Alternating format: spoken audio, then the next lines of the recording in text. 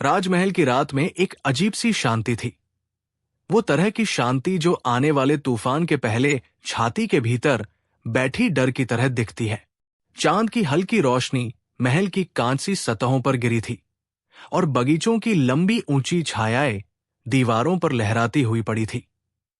उस रात हवाएं भी कुछ सुनी सुनाई बातें लेकर आती थी, मानो पुरखों ने अपने होठों से कोई पुराना गीत फुसफुसा दिया हो। उन पुरखों की आवाज अकबर के कानों तक पहुंची तो नहीं, घुल कर आई, सपने की तरह। अकबर वही था जो देखने में राजसी, बोलने में दृढ़ और निर्णय में एक तरह का अनिश्चित था। उसके शासन के कई वर्ष बीत चुके थे, पर कुछ प्रश्न उसके भीतर चुभते रहते थे। क्या वह अपने पूर्वजों की तरह महान बन पाएगा? क्या वो उस अत्यधिक उम्मीद का बोझ झेल सकेगा जो जिंदा इतिहास ने उसके कंधों पर रख दिया था? उस रात जब वो सोया, चांदी जैसी ठंडी हवा महल के गलियारों में गुजर रही थी, उसे एक आवाज आई। वो आवाज उसकी परछाइयों से भी पुरानी थी, उसकी जड़ से जुड़ी हुई। बेटा, आवाज धीमी और धैर्यपूर्ण थी। खोज ले वो जो जूते कहलाते हैं, पर समझ ले, जूते केवल वस्त्र नहीं, वे पांवों का आख्यान है। हमारे जूते गवाही देते हैं, पग पग पर किस्मत के द्वार खुलते हैं। अकबर ने सपने में देखा कि उसके पिता, जो वर्षों पहले इस दुनिया से कहीं और चले गए थे, उसके सामने बैठे हैं। उनके बाल सफेद नहीं थे, उनकी आंखें थकी सी नहीं थी।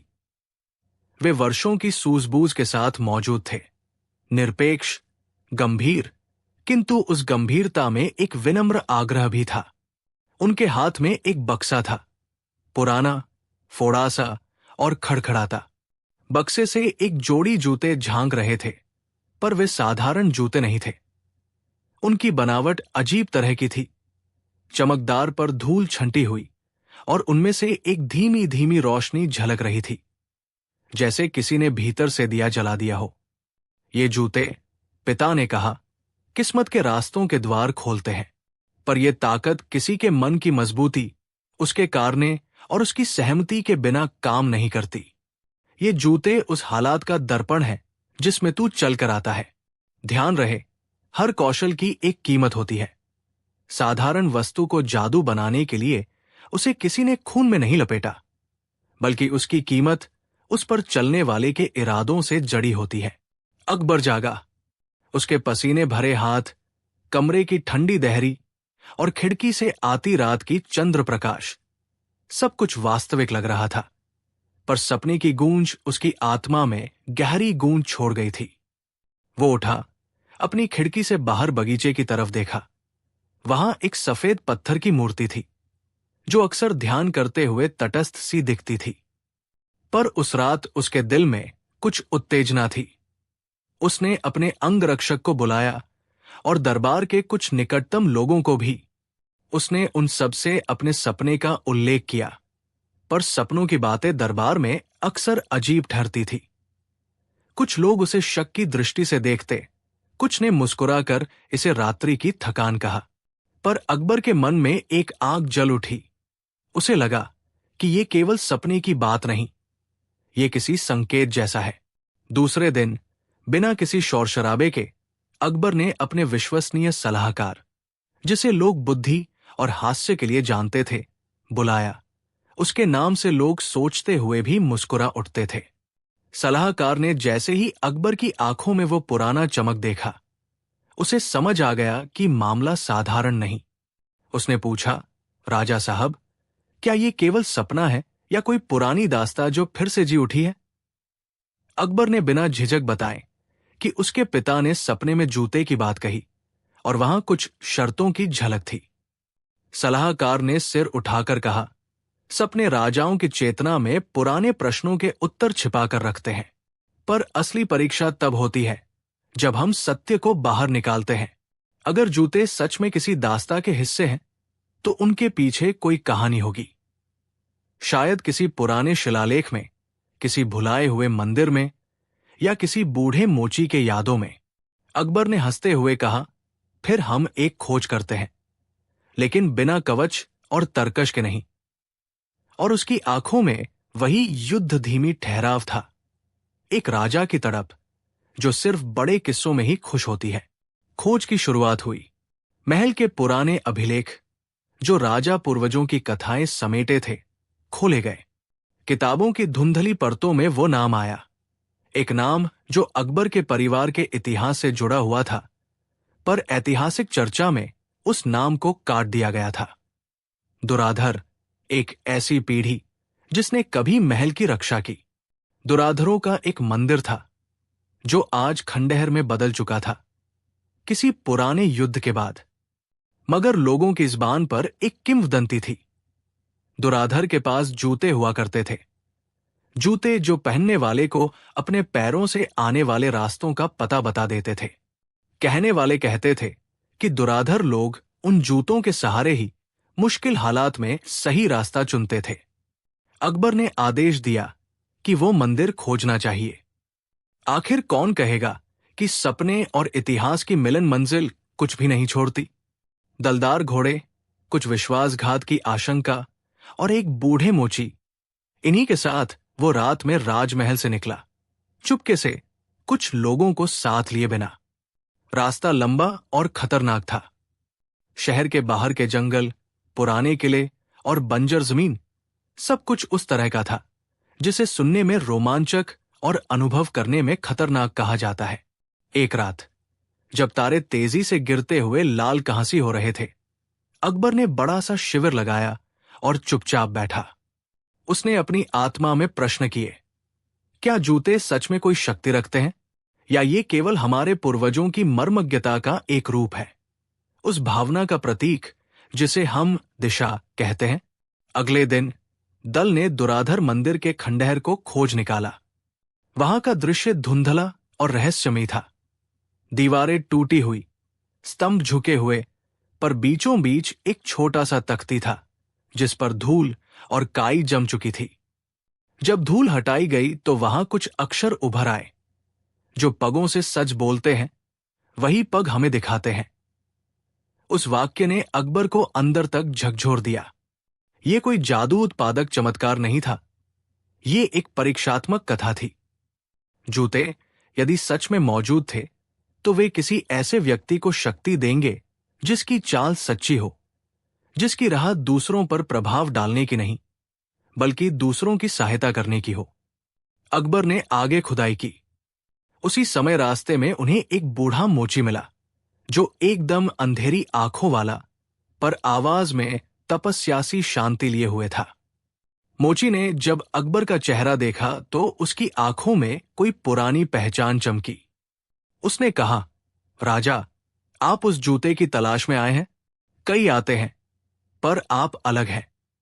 आपकी आंखों में कुछ अलग चमक है। अकबर ने पूछा, क्या तुम जानते हो ये कहाँ है? मोची मुस्कुराया, मैं जानता तो हूं पर बातें सीधे नहीं कह सकता। जूते वहां हैं जहां उन जूतों ने पहली बार कदम रखा था, जहां किसी ने अपनी पगड़ी किसी के ऊपर नहीं ठोकी, जहां किसी ने किसी की राह में रुकावट नहीं डाली। पर बताओ किसे? ये खोज आपका है। आपको ये बताना होगा कि किसके लिए आप ये खोज कर रहे हैं। इस सवाल को सुनकर अकबर ने कुछ देर खामोशी से सोचा। फिर उसने कहा, मैं जानना चाहता हूं कि क्या ये ताकत मेरे लिए है? क्या ये मुझे वो समझ देगी जो मेरे राज्य के लिए अच्छी हो? मोची ने धीरे से कहा, ताकत कोई वस्तु नहीं दे सकती जिसे आप केवल अपने नाम के नीचे रख लें। ये ताकत उस सोच में है जो आप अपने कदमों के पीछे छोड़ते हैं। भरोसा, न्याय, करुणा। फिर उसने एक पुराना नक्शा दिया। नक्शे पर एक छोटी बड़ी पहाड़ी दिखाई दे रही थी जिस पर गहने की तरह एक खाली जगह थी। वहां जूते रखे गए थे। मोची ने कहा, पर याद रहे, जूते केवल तब चमकेंगे जब उनके सामने कोई सच्चा कदम रखेगा।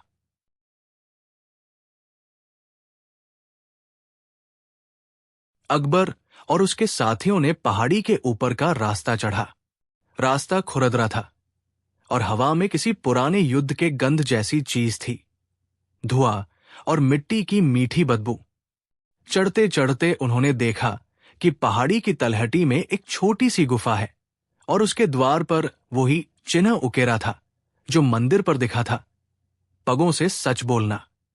गुफा के भीतर एक संकरे रास्ते के अंत में एक कक्ष था और उसी कक्ष के बीचों बीच एक तख्ता रखा था जिस पर 2 पुरातन जूते पड़े थे, साधारण पर सूक्ष्म कारीगरी से भरे हुए, और उन पर अजीबोगरीब लिखावट थी, जैसे किसी ने उन पर अपनी कहानी दर्ज कर दी हो। अकबर ने एक लंबी सांस ली और जूते उठाए। जैसे ही उसने जूते छुआ, उसके पांवों में एक हल्की सी ठंडक आई और उसके मन में स्पष्ट रूप से एक तस्वीर दौड़ी। वो खुद एक छोटे से गांव में खड़ा था, जहां लोगों की आंखों में उम्मीद और भय दोनों झलक रहे थे। उसने उस स्थान की बातों को सुना, लोगों की चीरफाड़, उनके आंसू, उनकी छोटी छोटी खुशियां, जैसे जूते उसे उस जगह की आत्मा दिखा रहे हों। तभी उसने महसूस किया कि जूते केवल दिखाते नहीं, दे ट्रांसलेटेड दी फुटस्टेप्स। वे हर कदम की कहानी बयां करते थे। उन्होंने अकबर को दिखाया कि किसी राजा के कदम का मतलब केवल अधिकार नहीं होता, बल्कि उसके कदमों के नीचे दबने वाली जमीन की भी कहानी होती है। हर सत्ता के पीछे एक दर्द होता है और हर निर्णय का सामना वही लोग करते हैं जो सबसे निचले होते हैं। जूते उसे उन चेहरों की याद दिला रहे थे। उनकी ताकत भी उसी में थी कि वे राजा को उसकी जमीन का एहसास करा दे। अकबर ने जूते पहन लिए। पहली ही चाल में उसे एक अजीब अनुभव हुआ। उसके कदम भारी नहीं रहे, पर उसके हृदय में एक नई जिम्मेदारी जागी। उसे उन जूतों से एक दृष्टि मिली। वो कई वर्षों तक नहीं सोचा गया था। राज्य के दूरस्थ गांवों का हाल, उनकी छोटी छोटी लड़ाइयां और किस तरह के लोग अछूते रह गए थे। जूते उसे सिखा रहे थे कि सही चलने का मतलब है सबको साथ लेकर चलना। वो शक्तिशाली निर्णयों को केवल अदालत में ठोक कर लागू नहीं कर सकता। उसे उन रास्तों का अनुभव करना होगा जहां उसके फरमान का असर सबसे पहले पड़ेगा। पर जैसे ही वो अनुभव में डूबा, उसने देखा कि जूते की शक्ति किसी के भले के लिए इस्तेमाल की जा सकती है, पर उसी शक्ति का गलत उपयोग भी संभव था। अगर कोई ईर्ष्यालु और निष्ठुर व्यक्ति उन जूतों को पहनकर केवल सत्ता की बढ़त के लिए रास्ते बदलता, तो वो इतने विनाशकारी कदम उठा सकता था कि सैकड़ों जीवनों की दिशा बदल सकती थी। यही वो चेतावनी थी जो उसके पिता ने कही थी, हर ताकत की अपनी कीमत होती है। अकबर ने जूते उतारे और गुफा के सन्नाटे में बैठ गया। उसकी आंखों में कई भाव थे, संशय, दृढ़ता और एक नई समझ। वो समझ गया कि अब तक उसने शासन को केवल रूपरेखा में देखा था, कानूनों, करों और राजकीय बैठकों तक सीमित रख दिया था। पर जूते उसे ये सिखा रहे थे कि असली शासन आत्मा के साथ जुड़ा होता है, हृदय, अनुशासन और उस दया से जो किसी भी कानून से ऊपर हो सकती है। वापस लौटने पर अकबर ने निर्णय लिया कि जूते महल के किसी सुरक्षित स्थान पर रख दिए जाए। न केवल सुरक्षित, बल्कि उन लोगों के लिए खुला किया जाए जो सच्चे अर्थ में समर्पित हो।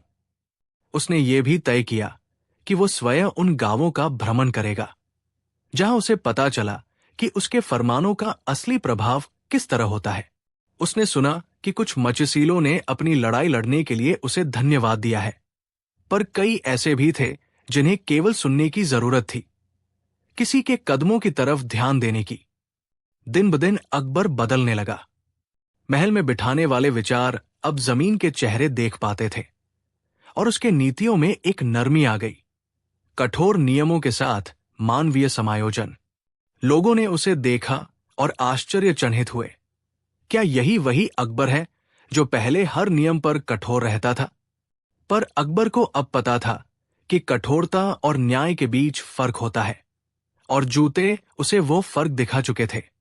वे उसे बताते थे कि एक राजा के कदमों का सबसे गहरा प्रभाव तब होता है जब वो अपने पैरों की मिट्टी महसूस करता है। एक दिन दरबार में एक बड़ा मामला उठा। एक छोटे गांव के किसानों ने शिकायत की कि एक बड़े जमींदार ने उनकी नहर को रोक दिया है और पानी अपने खेतों में रोक रहा है। जमींदार के पास धन और शक्ति थी, किसानों के पास केवल उनकी गरीबी और पुकार थी। अकबर ने सुनने के बाद फैसला किया कि वो स्वयं उस गांव जाएगा।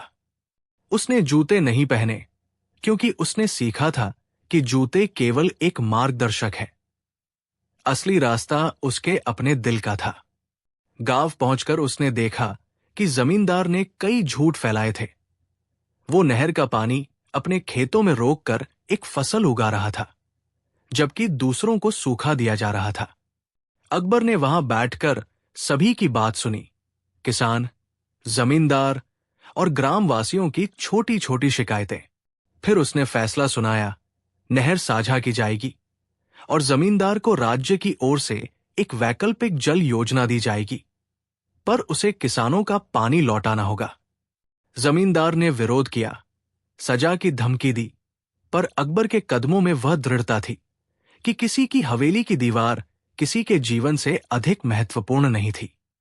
जमींदार ने आखिरकार हार मानी, पर गांव के लोगों ने अकबर की आंखों में वो सम्मान देखा जिसे वे कभी पहले नहीं देखते थे। वो सम्मान जो न्याय और करुणा से मिलता है। समय के साथ अकबर ने जूते महल की एक छोटी सी तिजोरी में रख दिए, पर उनके बारे में उसने खास नियम बनाए। कोई भी राजा बिना जनता के बीच जाए और उनकी परेशानी देखे बिना उन जूतों का उपयोग नहीं कर सकता। जूते राज की समीक्षा करने का आयुध नहीं थे, वे चेतना के दर्पण थे जो दिखाते थे कि हर कदम का परिणाम किस तरह की जमीन पर पड़ता है। अकबर ने सीखा कि सच्ची शक्ति दिखलाने में नहीं, सुनने और समझने में है। वर्ष बीते, अकबर के शासन में परिवर्तन आया, नए तौर तरीकों से लेकर प्रशासन में सरलता तक। लोगों ने कहा कि अकबर के कदम अब पहले से और भी स्पष्ट है, क्योंकि वे उन पगों के साथ चलते थे जिनके नीचे जमीन पर लोगों की दास्तां अब दिखाई पड़ती थी। महल की दीवारों पर अब जूतों की गाथा नहीं लिखी गई थी। उनके स्थान पर छोटे छोटे बदलाव आए, तालाब, सड़कें और स्कूल जो गांवों में बनाए गए। लेकिन असली इतिहास उस रात से जुड़ा रहा जब महल की शांति में पुरखों ने अपना संदेश भेजा था। उस सपने के बाद अकबर ने सीखा कि जूते उसे केवल एक राजा नहीं बना रहे थे, वे उसे इंसान बना रहे थे। समय के साथ जब अकबर अपने बिस्तर पर लेटता, उसे कभी कभी जूते की मुलायम सी खनखनाहट सुनाई देती। शायद वो उसकी कल्पना थी, शायद नहीं, पर उसने हमेशा उसे याद रखा, उस दिन के नियम को, कि कोई भी शक्ति तभी पवित्र होती है जब वह दूसरों के भले में उपयोग हो। कई वर्षों के बाद जब एक नया राजा तख्त संभालेगा, लोग जूते की कहानी सुनाते रहेंगे, न केवल इसलिए कि वे उस समय के रहस्य हैं, बल्कि इसलिए कि वे एक शिक्षा है। कदम उठाने से पहले सोचो, कदमों के निशान केवल मिट्टी में नहीं, लोगों के जीवन में भी बनते हैं। और अगर भविष्य में कोई फिर से उन जूतों को खोजने निकले, तो वो सिर्फ जूते नहीं देखेगा, वो उन कदमों की वास्तविक कीमत देखेगा जो उसने दुनिया के लिए चुकाई है। राजमहल की रातें फिर वही चुप्पी समेटने लगी, पर अब जब हवाएं पुरखों की बातें लेकर आती, वे केवल चेतावनी नहीं थी, वे एक मुस्कान थी, पुरखों की, जिन्होंने देखा कि एक राजा ने अपने पगों को महसूस किया और अपने राज्य को उन कदमों के हिसाब से चलना।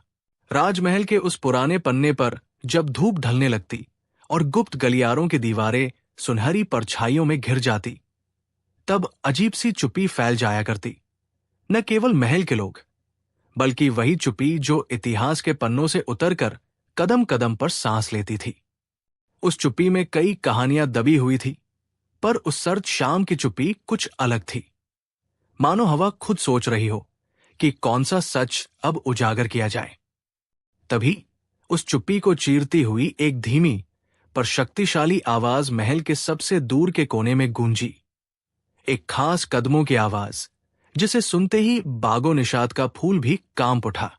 बीरबल, हंसमुख, तेज बुद्धि और अक्सर अपने चुटीले जवाबों से दरबार में सन्नाटा तोड़ देने वाला, वही बीरबल जो किस्सों में हमेशा हल्का फुल्का और चालाक नजर आता था, उस रात कुछ भारी मन लेकर महल के एकांत कक्ष से बाहर निकला। उसकी आंखों में कोई शरारत नहीं थी, बल्कि कुछ ऐसा था जैसे कोई भार उसके कंधों पर टिक गया हो। वो भार उस खबर का था जो आज दोपहर के बाद से दरबार के किसी न किसी कोने में फुसफुसाकर फैल रही थी। दरबार में किसी ने कहा कि आज शाम को मौत की परछाई महल की दीवारों पर देखी गई। ये सुनने में किसी खतरे की घंटी जैसी थी। मगर अकबर के दरबार में मृत्यु की बात अक्सर ऐसी कहानी बनकर रह जाती थी जिसे लोग हंसी में उड़ा देते थे। मगर बीरबल को पता था कि जब हवा कुछ कहती है और वो कुछ बार बार दोहराई जाती है तो उसका एक मतलब भी होता है। उसे याद आ गया उस बुजुर्ग तबेलेदार की बात, जिसने 2 दिन पहले बाजार में उसे रोका और फुसफुसा कर कहा था, बीरबल साहब, कल रात मैंने तख्त के ऊपर एक परछाई देखी जो अपना चेहरा नहीं दिखाती थी, पर उसकी आंखें ठंडी थी और उसके पग एकदम निश्चित। वो परछाई सिर्फ एक आने वाले को नोटिस कर रही थी। तबेलेदार ने 3 बार अपना चश्मा सीधा किया था और उसके होंठ कांपे थे। ये सब सुनकर बीरबल ने मुस्कुराने की कोशिश की, पर अब मुस्कान उसे भारी लगी। अकबर ने दरबार में बुलावा भेजा, पर यह बुलावा सामान्य नहीं था।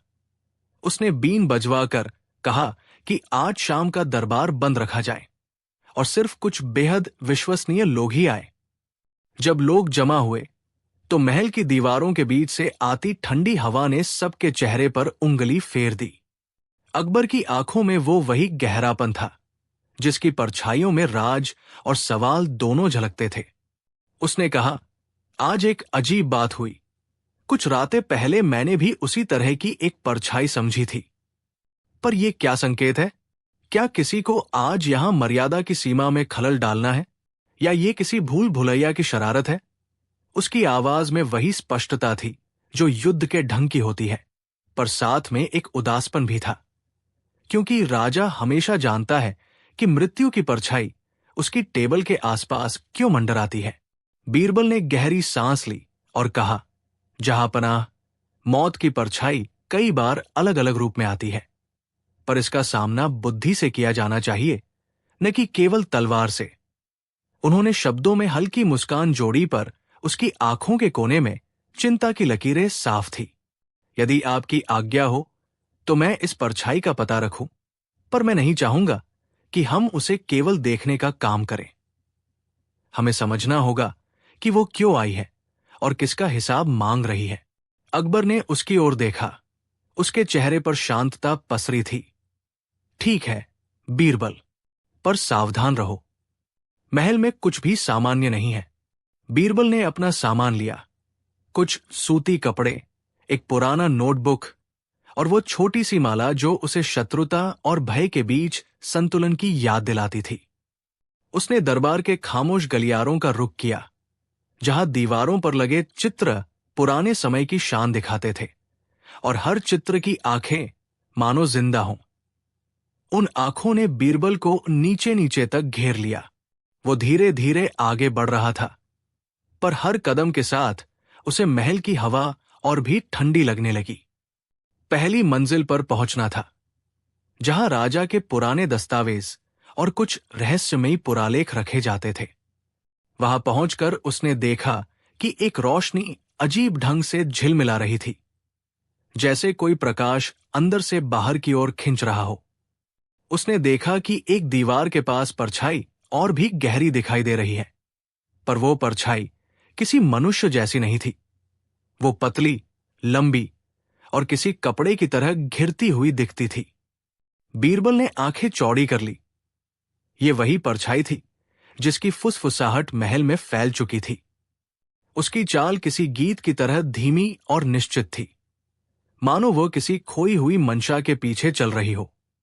बीरबल ने बारीकी से देखा और अचानक उसे महसूस हुआ कि परछाई की ओर बढ़ते कदमों की प्रतिध्वनि उसके अंदर गूंज रही है। ये कोई साधारण परछाई नहीं, ये एक स्मृति या आरोप भी हो सकती थी जिसे समय ने नहीं भुलाया। उसने सोचा कि किसी ने इसे सिर्फ तैरने दिया होगा, पर कौन और क्यों? बीरबल को पता था कि जवाब के लिए उसे इतिहास की तह तक उतरना होगा। वही इतिहास जिसे अक्सर लोग तलवारों और विजयों से जोड़ते हैं, पर असल में वो उन छोटे छोटे इंसानों की कहानियों से बना होता है जिनके कदमों के निशान मिट्टी में रह जाते हैं। वो दरबार से बाहर निकला और पहले मोड़ पर रुककर एक बूढ़े दरवाजे पर दस्तक दी। वो दरवाजा महल के सबसे पुराने पुस्तकागार का था। अंदर एक वृद्ध भंडारी बैठा था। उसकी आंखें बूढ़ी सी थी, पर हाथों में अभी भी चपलता थी। बीरबल ने उससे प्राचीन कागजात मांगे, वो कागजात जिसमें बताया गया था कि इस महल के आसपास कभी लोग किन कारणों से मरे थे और किन चीजों के लिए उनकी आत्माएं शांति न पाकर मंडराती थी। भंडारी ने धीरे से कहा, यहां कुछ भी छुपा नहीं होता, सब कुछ पुराने धूल भरे पन्नों पर लिखा मिलता है। पर याद रहे, सच्चाई का सामना करने के लिए हिम्मत चाहिए। उसने बीरबल को परोसी हुई पुरानी किताबें दी। उनमें से एक पर थकासा शीर्षक था, परछाइयां और वादे। बीरबल ने पन्ना पलटा। वही एक किस्सा खड़ा हुआ जो उसे जकड़ कर रख दिया। किस्सा था एक ऐसे मंत्री का जिसकी नैतिकता पर संदेह था, जिसने अपने फायदे के लिए कई लोगों की जिंदगी को झूठे आरोपों में झोंक दिया था। उस मंत्री का नाम किसी पुराने तख्त की बेजान इबारत में दर्ज था। उस पर लिखा था कि उसकी परछाई कई बार महल की दीवारों पर देखी गई थी, पर वो हर बार कुछ मांगती थी। एक हिसाब, एक मुआवजा जो उसे कभी मिला नहीं। बीरबल ने समझा कि यह परछाई किसी पुराने अन्याय की निशानी हो सकती है, वो अन्याय जो समय के साथ थमा न था। उसने सोचा कि शायद आज जो परछाई दिखाई दी वो उसी मंत्री की थी, या फिर उसी मंत्री के दिए हुए कर्ज की। उसने पन्ने पर आगे पढ़ा। वहां एक हाशिए पर लिखा था कि यदि कोई सच्चा इंसाफ न हुआ तो परछाई अक्सर उन लोगों को चुनती है जो उसकी गलती से जुड़े हों। वो उन लोगों के कदमों की तरह दिखाई देती है जो न सही पर उनके नाम पर चले गए थे। बीरबल ने वो कागज अपने पास रखा और फिर वो महल के पुराने हिस्सों में गया जहां कभी राजा के सलाहकार रहते थे। वहां उसे एक वृद्ध भेंटकार मिला। वो भेंटकार एक समय में उस मंत्री का नजदीकी सहयोगी था। उसके चेहरे पर समय के दाग थे और उसकी आंखों में पछतावे के निशान। जब बीरबल ने उससे सवाल किए तो वो चुप रहा, पर धीरे धीरे उसकी जुबान खुली और उसने बताया कि वर्षों पहले उस मंत्री ने एक निर्दोष वकील को मुजरिम ठहराकर उसे मौत के घाट उतार दिया था, क्योंकि वो वकील राजा की कुछ नीतियों पर सवाल उठा रहा था। उस वकील की मौत ने कई घरों को उजाड़ दिया था, पर सच्चाई छिपा दी गई। भेंटकार की आंखों में आंसू थे। उसने कहा, हमने उस समय सोचा कि राजा की स्वार्थी योजनाएं सही है, पर आज मुझे लगता है कि हमने जिस निर्दोष की जान ली उसकी परछाई अभी तक चैन से नहीं बैठी। बीरबल के भीतर एक आग जगी। उसे समझ आ गया कि परछाई सिर्फ मौत का रूप नहीं थी, वो उन अधूरे उत्तरों का प्रतीक थी जो अभी तक न्याय के पास नहीं पहुंचे थे। उसने सोचा कि यदि राजा को यह मालूम होगा कि परछाई किस अन्याय की आवाज है तो शायद वो खुद कदम उठाएगा। पर सवाल यह था, कैसे बताए जाए कि किसकी आवाज है, क्योंकि जो लोग जिंदा थे उन्होंने सच छुपा रखा था और जो सच को जानते थे वे डर से चुप थे। अगली सुबह बीरबल ने दरबार में एक सभा का आयोजन किया, पर इस बार वो सभा अलग थी। वो साधारण मामलों की सुनवाई नहीं थी, वो एक स्मरणोत्सव जैसा था जहां वे पुराने मामलों की सुनवाई का नाटक कर रहे थे। पर वो नाटक इतना सजीव था कि हर उपस्थित शख्स की सांस थम गई। बीरबल ने चुपके से उन्हीं पुराने दस्तावेजों को खोला और उन पुराने गवाहों को बुलवाया जो या तो भय के साए में जी रहे थे या फिर समय की धार में बह गए थे। वो जानता था कि सच्चाई कभी भी जोर से नहीं आती, उसे संयम और बुद्धि से पेश करना पड़ता है ताकि लोग सुने और पूर्वाग्रहों के पर्दे हटें। सभा चलती रही और बारी बारी सच सामने आने लगा। एक वृद्ध महिला आई जिसने बताया कि उसके पुत्र को झूठे आरोपों में बंद कर दिया गया था। एक गन्ने के माली ने कहा कि उसके खेतों पर जो जोरज बरदस्ती हुई थी वो उसी मंत्री के आदेश पर हुई थी। और एक पुराना शिक्षक जिसकी बेटी को उस भ्रष्ट मंत्री की दिक्कत से बदनाम किया गया था ने रोते हुए कहा कि उसने कभी न्याय न पाया। जब ये कथाएं सामने आईं तो दरबार में एक प्रकार का मौन फैला, न केवल क्योंकि लोग हैरान थे बल्कि इसलिए कि वे महसूस कर रहे थे कि कितनी जिंदगियां एक भ्रष्ट इरादे के चलते बर्बाद हुई थी। अकबर ने पहचाना कि ये केवल व्यक्तिगत गलती नहीं थी, ये एक व्यवस्थागत दोष था, एक ऐसा दोष जिसे किसी ने जानबूझकर बढ़ावा दिया था। उसने बारी बारी से उन लोगों से सवाल किए और धीरे धीरे तस्वीर साफ होने लगी। बीरबल ने चुपचाप नजर घुमाई और देखा कि कुछ चेहरे जो पहले निर्दोष नजर आते थे, अब उन सवालों में लज्जित दिख रहे थे। वहां खामोशी टूटने लगी और परछाई का होना अब औचित्य पाता दिखा।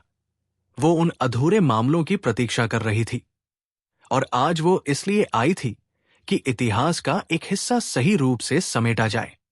अकबर ने मुस्कुराकर कहा, हम किसी के खिलाफ चोरी छुपे जज नहीं कर सकते। यदि गलती हुई है तो उसे न्याय के सामने रखा जाएगा। उसकी आवाज में ठंडक भी थी, पर साथ में एक कसाव भी था जिसने सबको चेतावनी दी कि अब कोई भी सत्ता के डर से सच्चाई दबा नहीं पाएगा। उसने आदेश दिया कि पुराने मामलों की निष्पक्ष जांच की जाए और दोषियों को उनके कर्मों का फल दिया जाए। जितना साफ कहने की जरूरत थी वो कह दी गई थी, पर फिर भी बीरबल को पता था कि लिखित ओ से काम नहीं चलेगा। परछाई की शांति तभी लौटेगी जब पीड़ितों को मानवीय सम्मान और मुआवजा मिले। उसने सुझाव दिया कि राज्य उन परिवारों की सहायता करे जिनके जीवन भ्रष्टाचार और जालसाजी के कारण तहस-नहस हुए थे। अकबर ने तुरंत आदेश दिया और दरबार में एक सुकून सा छा गया। ऐसा था जैसे कोई भारी बादल टूटकर बरस पड़ा हो और मिट्टी अब थोड़ी हल्की नजर आई हो। पर यह केवल शुरुआत थी। परछाई की परछाइयां इतनी आसानी से दूर न हुई। उस रात जब महल सोने लगा और वे लोग जिनकी बातें सुनी गई थी थोड़ा सहज महसूस कर रहे थे, तब बीरबल ने देखा कि परछाई फिर से प्रकट हुई, पर इस बार उसकी ठंडक कम थी। शायद वो जान चुकी थी कि उसकी आहट पर किसी ने गौर किया। परछाई ने अपने किनारों में हल्की सी लाली छोड़ी। ऐसा लगा जैसे किसी पुराने घाव पर मरहम लगाया जा रहा हो। बीरबल ने महसूस किया कि कब्र की धूल में भी उम्मीद की कोई किरण बची रहती है, पर उसे प्राप्त करने के लिए जीवन को अपने हिस्से के कर्तव्य निभाना होगा। समय बीता, महल में बदलाव आए, सस्ती जांच, पीड़ितों का मुआवजा और प्रशासन में पारदर्शिता बढ़ी। पर सबसे महत्वपूर्ण बात यह थी कि अकबर ने खुद गांवों में जाकर देखा और आम लोगों की समस्याएं सुनकर फैसले किए। बीरबल ने एक दिन महल के प्राचीन पुस्तकागार में जाकर देखा कि परछाई अब भारी नहीं रही।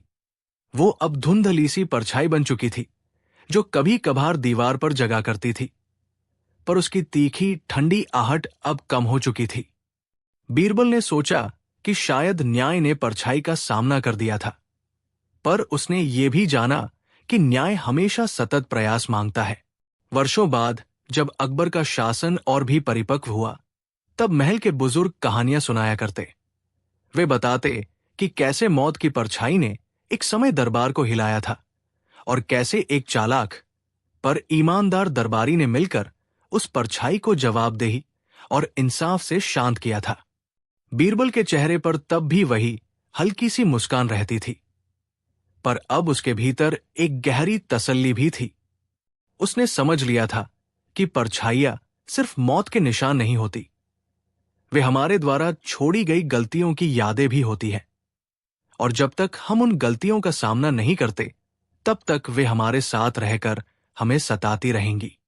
एक शाम जब बीरबल महल के छज्जे पर खड़ा था और दूर तलक अफसाना सा निहार रहा था, उसने महसूस किया कि हवा में अब कुछ अलग है। घुमक्कड़ बच्चों की हंसी, बाजार की हलचल और उन खेतों की खुशबू जो अब सुव्यवस्थित नहरों से झलकती थी।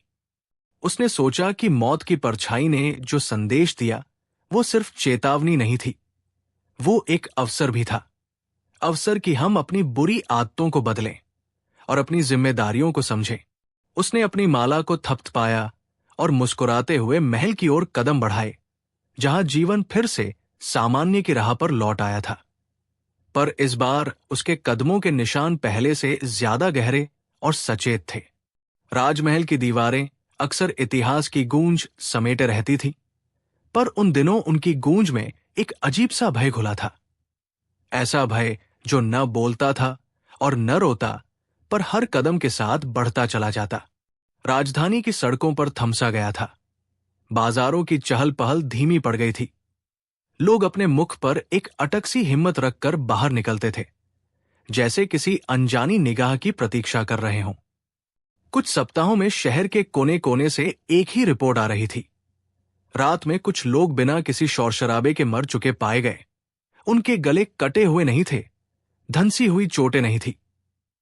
वो मौतें चुपके से आती थी, ऐसी कि जाने वाली जान तक समझ न पाती कि उसे किसने छू लिया।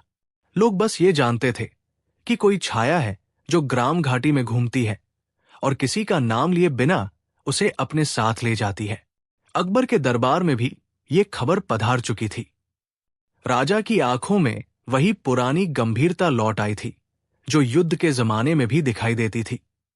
और दरबार के कुछ मंत्री भय से कांपने लगे। कुछ ने कहा कि यह दुष्ट आत्माओं का काम है। कुछ ने दावा किया कि पड़ोसी राज्यों के जासूस शांति बिगाड़ रहे हैं।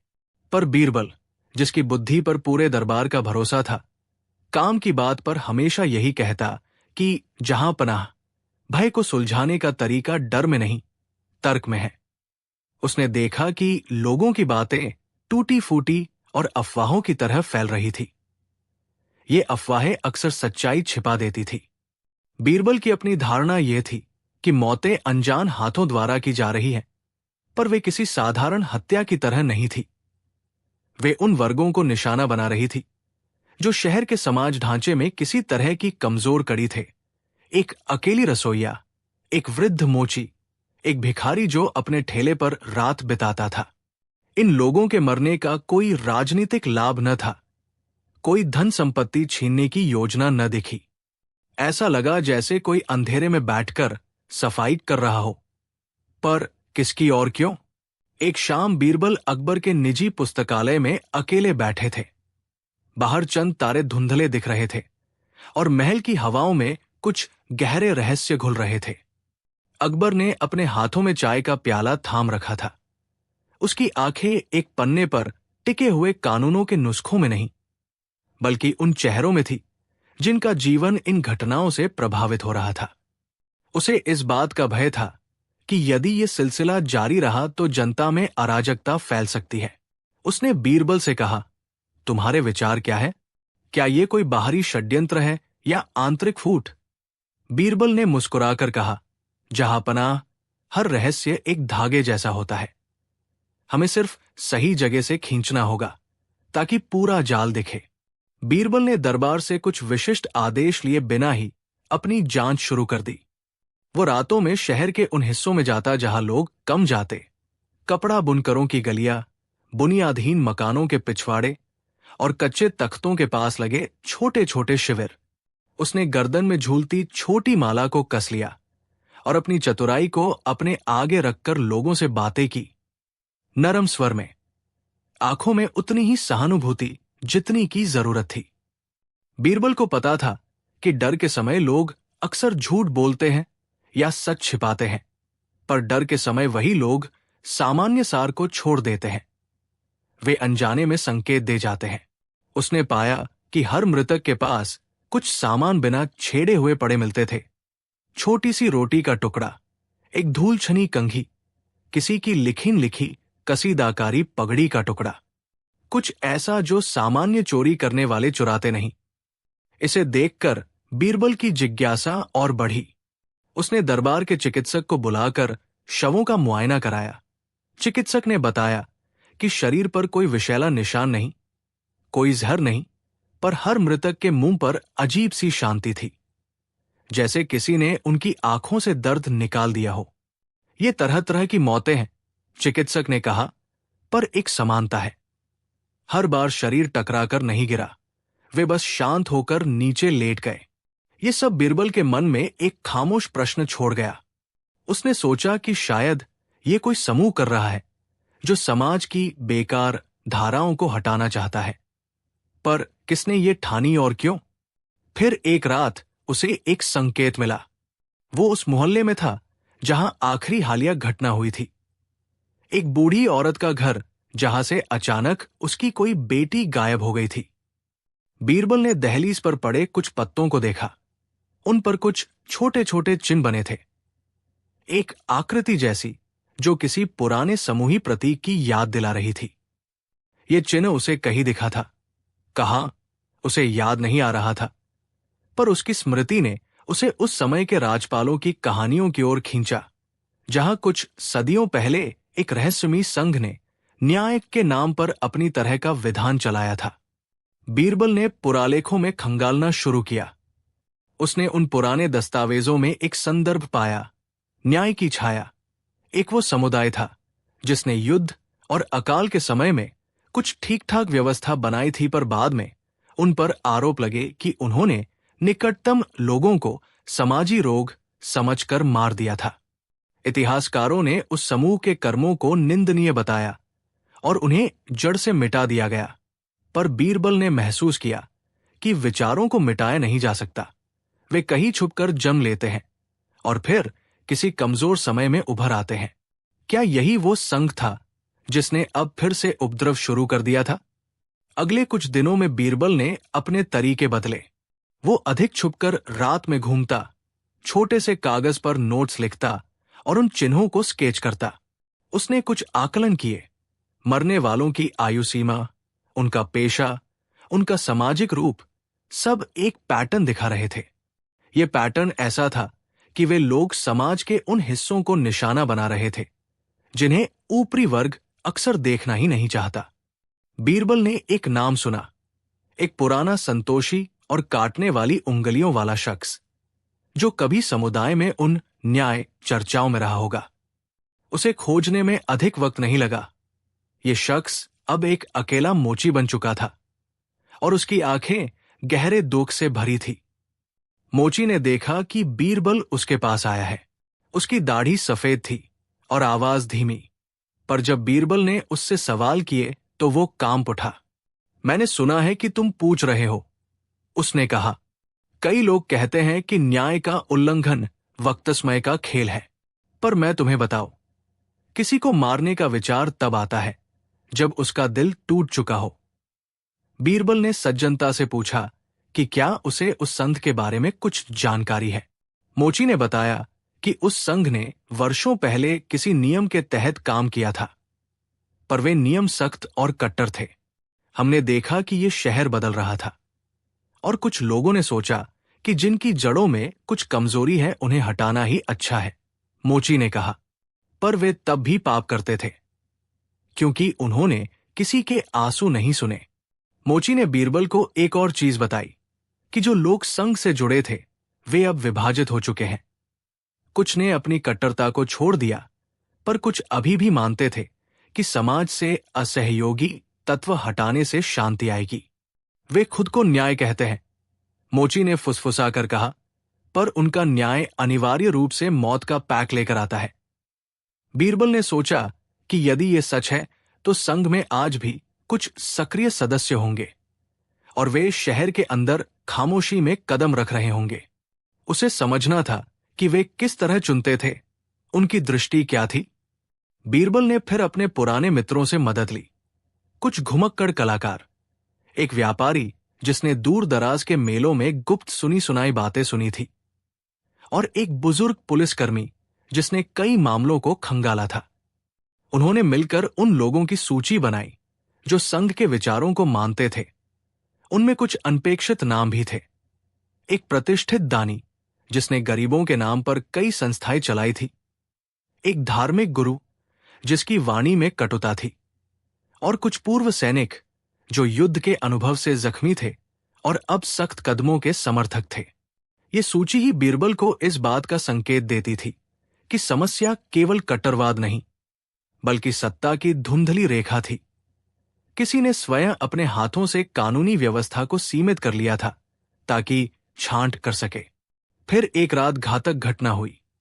एक युवा मदरसे का शिक्षक, जिसे लोग नहर के किनारे पर ज्ञान बांटने के लिए जानते थे, बिना किसी कारण के मृत पाया गया। यह हत्या सभी के लिए क्षोभजनक थी। उसने बच्चों के मन को डरा दिया। बीरबल ने उसके कमरे की जांच की। वहां पर एक छोटा सा पन्ना पड़ा था जिस पर कुछ पुरातन अक्षर और वही चिन्ह बना था जो उसने पहले देखा था। इस बार बीरबल ने उसे निकालकर अपने पास रखा और ध्यान से देखा। पन्ने पर कुछ पंक्तियां लिखी थी, बेहद संक्षेप में, सफाई के बाद शांति। ये संदेश सीधे और क्रूर था, मानो कोई अपने कार्य को पवित्र मानता हो। बीरबल ने एक योजना बनाई। उसने दरबार में छद्म रूप से कहा कि वो स्वयं उन हत्याओं का पता लगा रहे हैं और चाहता है कि शहर के लोग उसे सूचना दें। पर असली चाल ये थी कि उसने अपराधियों को उकसाने के लिए एक जाल बिछाया। वो जानता था कि संघ के सदस्य अपनी क्रियाओं को गुमनाम रखेंगे, पर उनका अभिमान उन्हें चतुराई से उकसाने में कमजोर कर देगा। उसने बाजार में एक नकली सूचना छोड़ी, एक बड़ा धनलाभ और समाज के लिए नई राह का विज्ञापन, ताकि संघ के कट्टर लोग इसका लाभ उठाने के लिए सामने आए।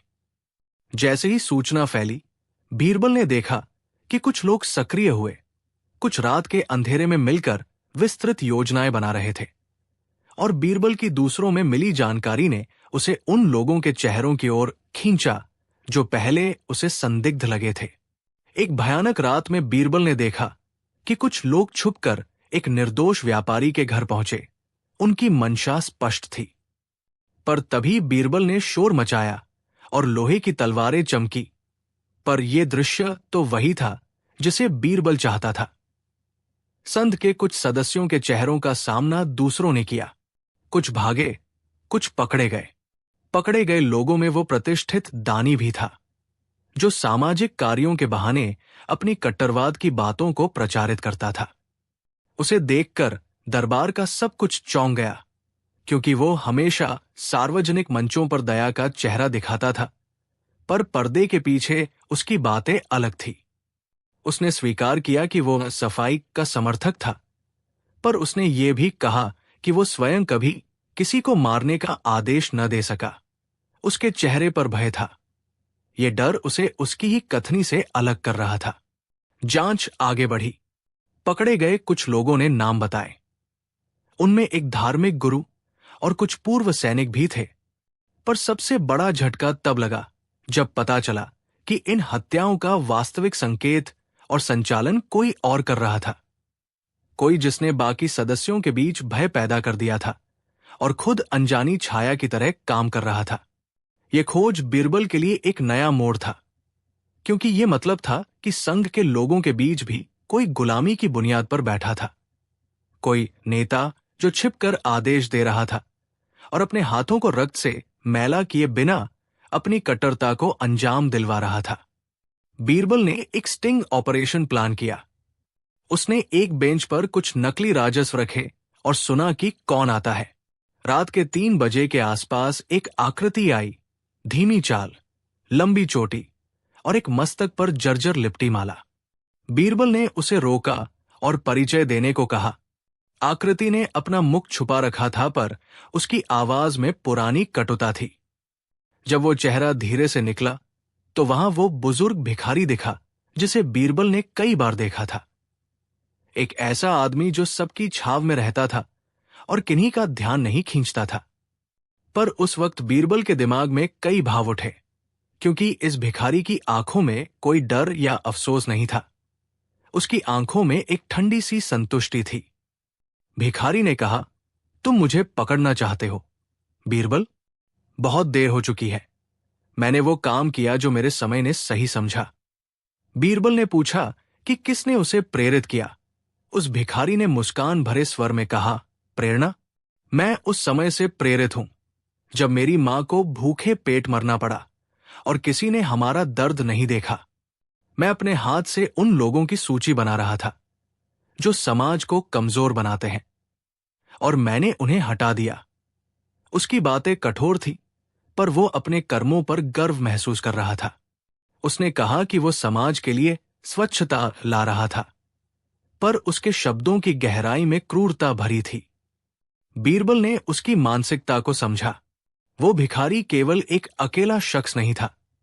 वो उन कई लोगों की पीड़ा का प्रतिनिधि था जिन्होंने अपने दुख को क्रोध में बदल दिया। पर समाज में नियमों का पालन कराना किसी व्यक्ति को किसी अन्य का न्याय लेने का अधिकार नहीं देता। बीरबल ने उसे पकड़ा और मामला दरबार में रखा। अकबर ने मुकदमा चलवाया और न्यायिक प्रक्रिया के माध्यम से यह तय हुआ कि वह भिखारी अपने कृत्यों के लिए दंड भुगतेगा। पर बीरबल ने फैसले से पहले उस भिखारी से पूछा, क्या तुमने कभी सोचा कि तुम क्या बदल रहे हो?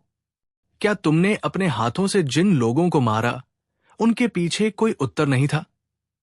भिखारी ने आंसू भरे स्वर में कहा, हां, पर उनकी आवाज तो किसी ने सुनी ही नहीं थी।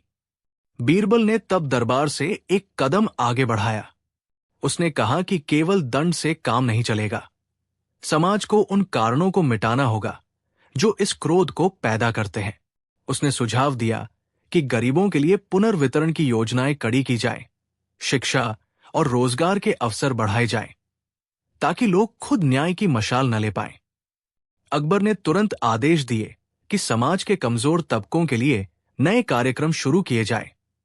छोटे छोटे उद्यमों के लिए अनुदान, शिक्षा के लिए मुफ्त पाठशालाएं और चिकित्सकीय सहायता। ये कदम कुछ लोगों को संतुष्ट नहीं करता था, पर बीरबल ने समझ लिया था कि वास्तविक शांति सामाजिक न्याय से आती थी, न कि भय से। समय के साथ शहर ने सांस ली। हत्याओं की लहर थम गई। भिखारी के पकड़े जाने और सार्वजनिक जांच ने लोगों को यह दिखाया कि कोई भी निजी न्याय नहीं कर सकता, और नए सामाजिक कार्यक्रमों ने उन लोगों को उम्मीद दी जिनके पास पहले कोई रास्ता नहीं था। बीरबल ने यह भी महसूस किया कि कट्टर विश्वास और कट्टर नीतियां तब तक नहीं मिटेंगी जब तक लोगों की रोजमर्रा की जिंदगी में सुधार न हो।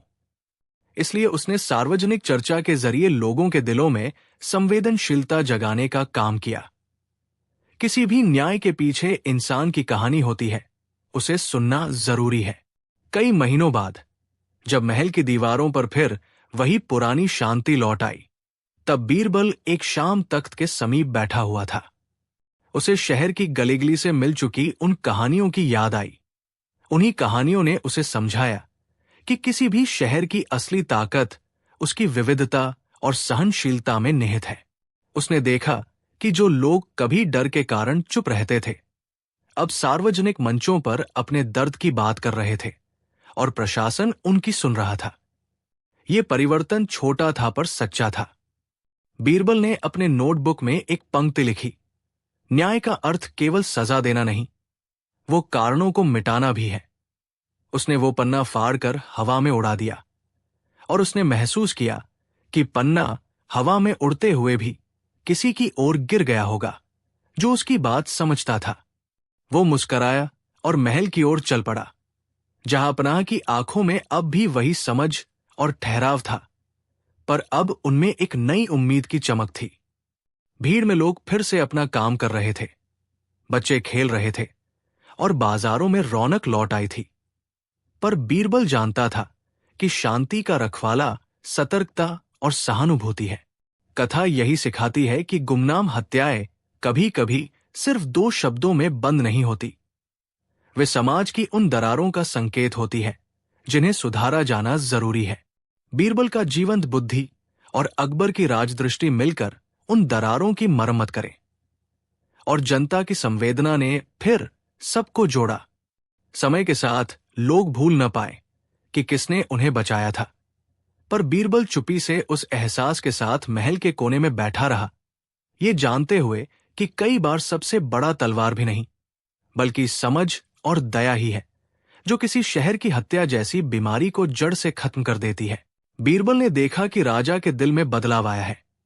अकबर न केवल बड़े फैसलों में परहेज दिखाने लगे, बल्कि छोटे छोटे मामलों में भी दया दिखाने लगे।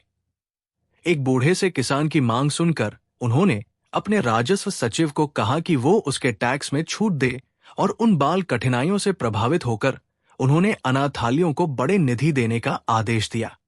बीरबल ने महसूस किया कि उसका तोहफा सफल हो गया। वो सिर्फ एक वस्तु नहीं रह गया था, वो समय का एक सहायक बन गया था जो सुनने पर राजाओं को उनकी छाया में खड़ा कर देता है। अंत में बीरबल ने एक दिन राजा से कहा, महाराज, ये दर्पण अब आपकी जिम्मेदारी बन चुका है, पर एक और चीज है, जब दर्पण कभी भी पूरी तरह धुंधला और जख्मी दिखाई दे, तब समझ लेना कि राज्य की आत्मा घाव खा चुकी है और हमें मिलकर उसे ठीक करना होगा। अकबर ने दर्पण को थाम कर कहा, बीरबल, तुमने मुझे सबसे अनोखा तोहफा दिया। कोई सोना, कोई मोती नहीं, पर यह तोहफा मेरी आत्मा पर असर करता है। मैं इसका सही उपयोग करूंगा। बीरबल ने मुस्कान भरकर कहा, महाराज, सच्चा तोहफा वही है जो बदल दे, न कि केवल चमकाए। और इस तरह बीरबल का वो अनोखा तोहफा सिर्फ एक वस्तु बनकर नहीं रह गया, पर अकबर के शासन का एक अमिट हिस्सा बन गया। एक ऐसी चीज जो राज सज्जा के बीच में जनता की दलीलों की गूंज सुनाती रही और राजा को उसकी नीयत पर बार बार सोचने के लिए मजबूर करती रही। यही वो तोहफा था जो बीरबल ने बादशाह को दिया और जिसने दिखाया कि असली अनोखा तोहफा वो है जो दिल की आंख खोल दे और इंसान को वापस उसके लोगों के पास खड़ आ कर दे। फतेहपुर सीकरी की सुबह उस दिन कुछ अलग थी। हवा में एक अजीब सी बेचैनी थी, जैसे राजमहल की धड़कनें तेज हो गई हों। महल के गलियारों में दौड़ते हुए खानसा में सिपाही और नौकर सब एक ही खबर की गूंज दोहरा रहे थे। बादशाह अकबर का शाही ताज गायब हो गया है। यह ताज कोई साधारण ताज नहीं था। सोने, हीरे, मोती, माणिक, पन्ना और कोहिनूर के छोटे शारदिक टुकड़ों से जड़ा यह मुकुट अकबर की सत्ता का प्रतीक था। इसे शान हिंद कहा जाता था और इसे रोज तो नहीं, पर खास मौकों पर वो अवश्य पहनते थे। आज सुबह जब बादशाह तैयार होने के लिए अपने शाही कक्ष में गए, तो उसी मखमली डिबिया में से ताज नदारद था। कमरे के बाहर पहरा दे रहे सिपाही दहशत में आ चुके थे और अंदर अकबर का चेहरा लाल होते होते बिल्कुल सफेद पड़ गया था। अकबर के गुस्से और पूछताछ के बीच खबर धीरे धीरे महल के हर कोने में फैल चुकी थी। दरबार किसी भी सूरत में बादशाह का ताज चोरी होने जैसी घटना को स्वीकार नहीं कर सकता था। यह न केवल इंसल्ट थी, बल्कि यह सवाल था कि इतनी सुरक्षा के बाद भी कोई कैसे बादशाह की नाक के नीचे से ऐसा दुस्साहस कर सकता था। महल के ऊंचे बुर्जों से लेकर सबसे नीचे के तहखानों तक हलचल मच गई। किसी को समझ नहीं आ रहा था कि यह चोरी है, साजिश है, किसी दुश्मन का खेल है या दरबार के अंदर ही किसी का विश्वासघात। अकबर ने गुस्से में महल के सबसे विश्वसनीय सिपाहियों को बुलाया और आदेश दिया कि दरबार के हर नौकर, हर सिपाही, हर रक्षाधिकारी से पूछताछ की जाए। कई लोगों को बंदी बनाया गया, कुछ को कोड़ों तक की सजा दे दी गई, लेकिन ताज नहीं मिला। घंटों तक चली तलाशी में न तो कोई संदिग्ध वस्तु मिली, न कोई सुराग। हालत ये थी कि बादशाह का गुस्सा किसी तूफान की तरह महल पर टूट रहा था और हर कोई जानता था कि अब यह मामला साधारण नहीं रहा। उसी समय महल के पिछले हिस्से में, जहां बहुत कम लोग जाते थे, बीरबल अपनी किताबों और कागजों के बीच बैठे थे। सुबह की शांति उनके लिए सदा प्रिय थी, पर उन्हें अंदाज था कि आज महल में कुछ बड़ा हुआ है। तभी उनके पास एक हड़बड़ाया हुआ सिपाही आया और घबराई आवाज में बोला, महाराज, बादशाह आपसे तुरंत मिलना चाहते हैं। ताज खो गया है। बीरबल ने क्षण भर के लिए अपनी आंखें बंद की, जैसे मन में किसी अदृश्य सूत्र को पकड़ने की कोशिश कर रहे हों। फिर धीमे से बोले, चलो। दरबार की ओर जाते बीरबल अपने विश्लेषण शुरू कर चुके थे। कोई बाहरी आदमी ताज चुराने नहीं आया होगा। वहां पहुंचने का रास्ता कोई सामान्य व्यक्ति नहीं जानता। सिपाही भी इतने साहसी नहीं कि बादशाह की नजरों से बचकर ताज चुरा ले। नौकरों में से कोई, शायद, लेकिन नौकर ताज का महत्व समझते थे और अगर किसी ने चुराया होता तो किसी तरह बाहर भागने की कोशिश जरूर होती। और अभी तक किसी ने महल के बाहर कदम नहीं रखा था। इसका मतलब था कि चाहे जो भी था, वो महल के अंदर ही छिपा हुआ था, और ताज भी। जब बीरबल दरबार में पहुंचे तो अकबर अपनी गद्दी पर नहीं बैठे थे। वो बेचैनी से इधर उधर टहल रहे थे। उनका चेहरा चिंता से भरा हुआ था, पर भीतर छिपी हुई शर्म और क्रोध भी साफ था।